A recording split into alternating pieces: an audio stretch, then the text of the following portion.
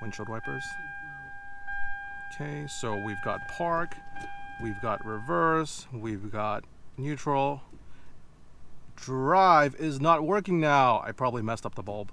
What's up YouTube? Welcome back to the channel. Today we are working on the interior of the Land Cruiser, specifically the gauge cluster. I get a lot of questions regarding the gear shift indicator in the dash and how the drive bulb is always burnt out. For my Land Cruiser, I had already switched out that indicator bulb for the drive position. Unfortunately, I did not get any footage. However, it is so easy to do.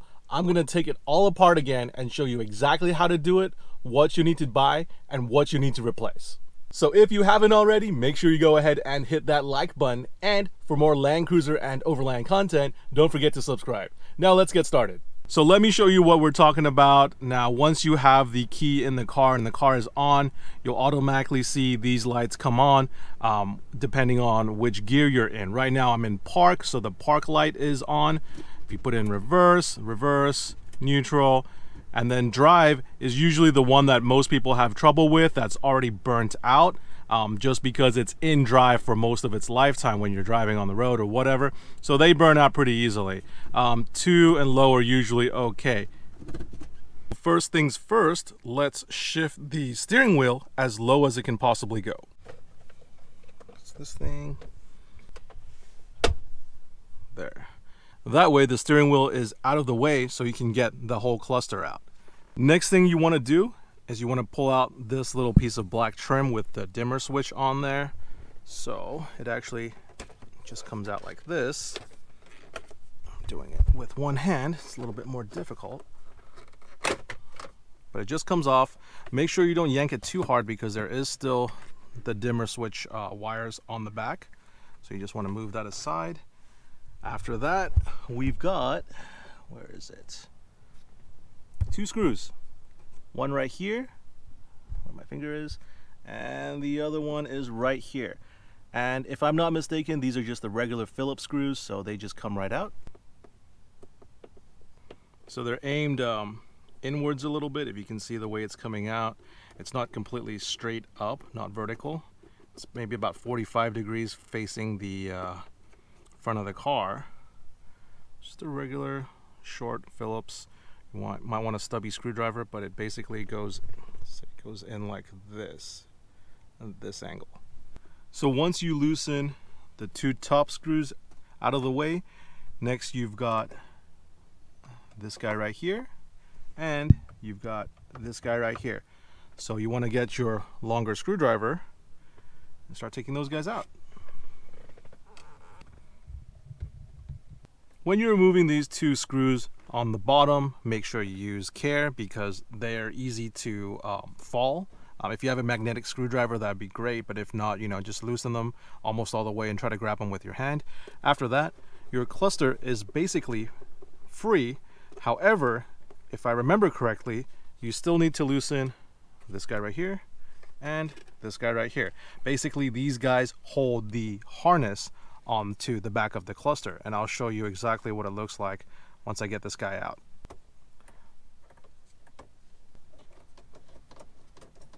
So when you're trying to get the cluster out, you can actually, if you need a little bit more room, pull the bottom panel off a little bit, so that way the cluster can come out pretty easily.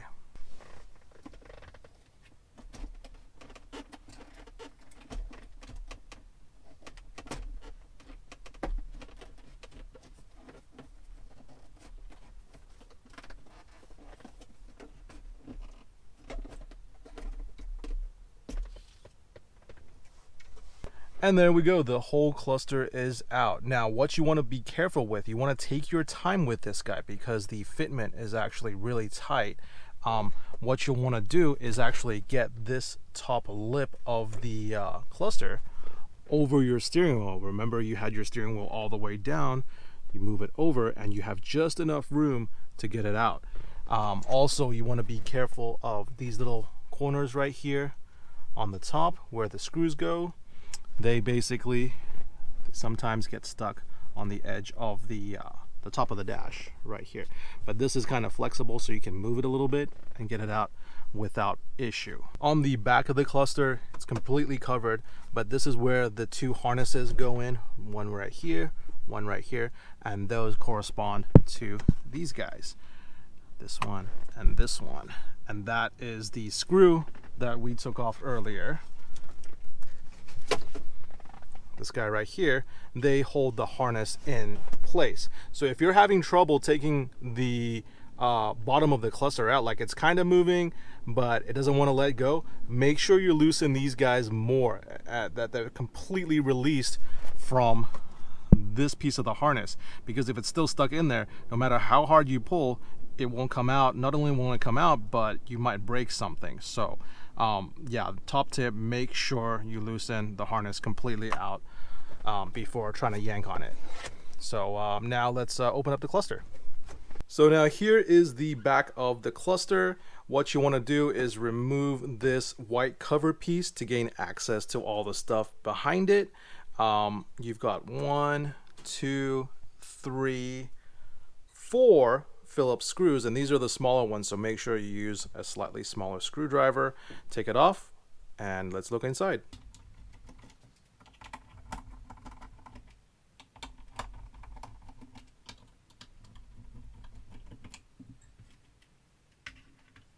So here is the back of the cluster exposed. As you can see, there is a lot of stuff going on here, most of which is none of my business and I'm going to stay away from.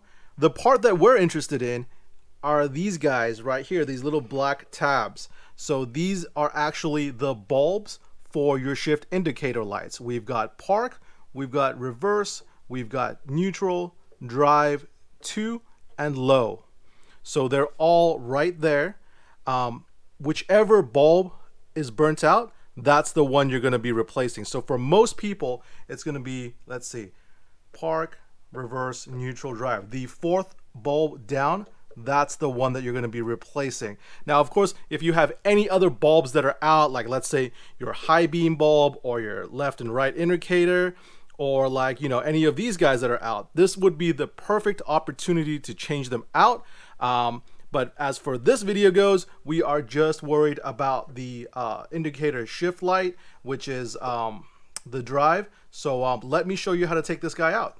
So to get the bulb out, very, very simple. All you need is a small flathead screwdriver. Make sure it's not too bent. Mine's a little bent. All flatheads are kind of bent because people use them to pry on stuff, but whatever. So you want to count from park, reverse, neutral, drive, the fourth one down. Put your screwdriver into the little slot, and they don't really take too much effort. Very, very lightly, just make sure you have it in there good. And it's about what, a quarter turn, and then it stops. So after that, you just take it out either with your finger or with your screwdriver. Ugh, my fingers are too fat, but, and there we go. That is the little indicator, the shift indicator light that burns out in drive most of the time. From what I understand, these guys are all the same from park to low. So if you have any other light bulbs that are out, this would be the ideal time to replace them. Now I will have the part number listed below for these exact bulbs and an Amazon affiliate link to where you can buy these for cheap. So make sure you go ahead and check that out. Since there was nothing wrong with my bulb in the first place, I'm just gonna have to put it back in, and I'll show you guys how to do this without breaking anything. So first of all, you want to put your bulb. Oh, and be careful with these guys because the little filament inside the bulb, if you like drop them on the floor or whatever, they don't like that, and they break really easy. So you kind of got to rotate a little bit till it kind of falls into place. And once it does, once it sits flush on the gauge cluster, let's see, then you want to put your little screwdriver in there, turn it that quarter turn until it stops. You don't want to overturn it, remember. They don't go very far. It's just literally a quarter turn. And there you go. All the bulbs are back in. So now put the cover back on with the 4 screws, put the harness back in, and we should be into play. So back in the car, we can see that the bolts on the bottom of the cluster, they're loose, but they don't come out. These are the guys that hook up to the harness, which is right here. So what you want to do is first feed the cluster back into its spot and then reach back from behind. Now I found it easiest from I guess using my left hand and reaching back there because there's a little bit of a gap, and I'll show you guys in a little bit. To push the harness in, you know, to where it's back in place, then flip the harness back up so you can have access to the bolt and screw it back in. So let me show you how I do it and see if this helps you out.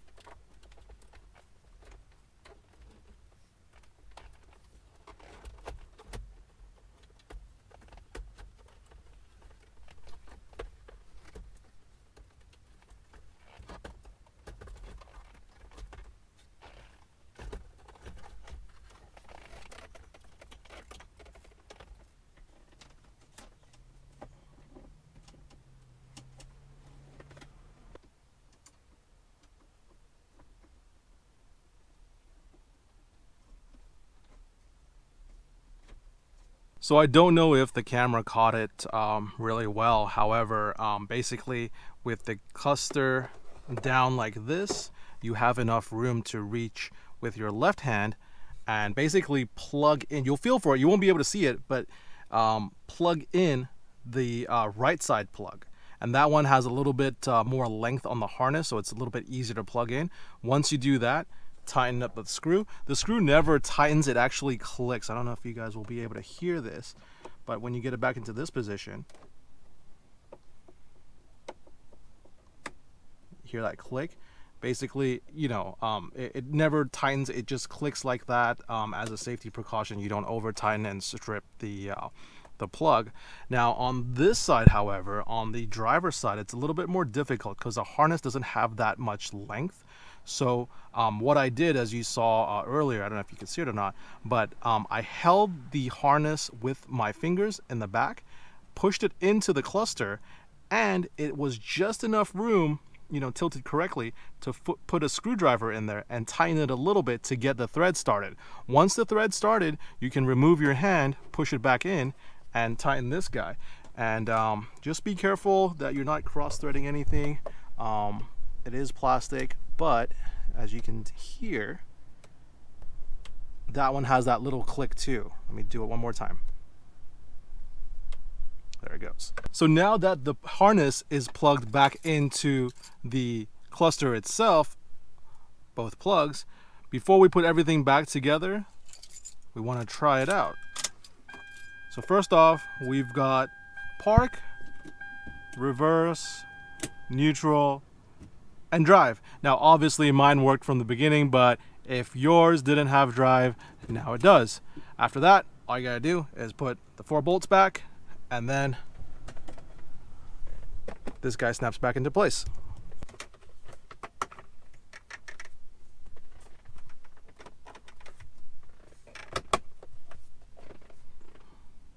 And there we go. Everything is back together. Now, a quick tip on changing the bulbs on the back of the cluster. These guys are very, very fragile. If you drop them on the floor, if you drop them on the table, if you handle them a little bit rough, the filament between the 2 prongs will break and the light bulb will not work. So my quick tip to you is make sure you get, if you're replacing 1 bulb, get 2 just in case, because they're really inexpensive, and just in case you break one, you don't have everything torn apart and there's nothing you can do about it. Also, if you have big hands like me, prepare to get all types of scuffed up, because all the edges behind the cluster are sharp. I don't know why, but they are. So just be careful. Maybe wear a long sleeve, maybe wear some gloves. But if you don't want to get all cut up, yeah, just be careful. If you have a 100 series Land Cruiser and you have a cool idea for a video that I haven't done yet, please let me know in the comments down below. Also, If you haven't done so yet, make sure you go ahead and hit that like button. And for more Land Cruiser and Overland content, don't forget to subscribe. Thanks for watching.